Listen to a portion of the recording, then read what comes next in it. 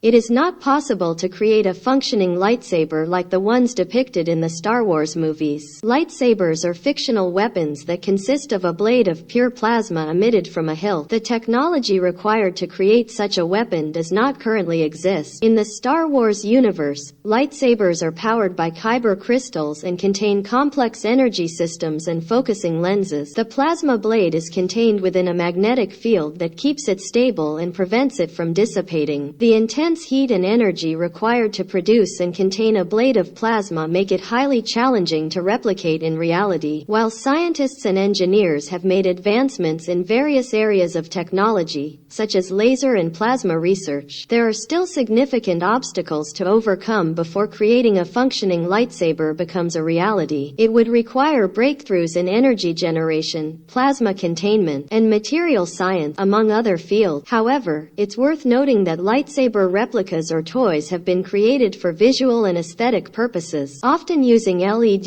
lights and special effects to mimic the appearance of a lightsaber. These replicas, while not capable of cutting through objects or emitting a true plasma blade, can still be enjoyable for cosplay or collecting purposes.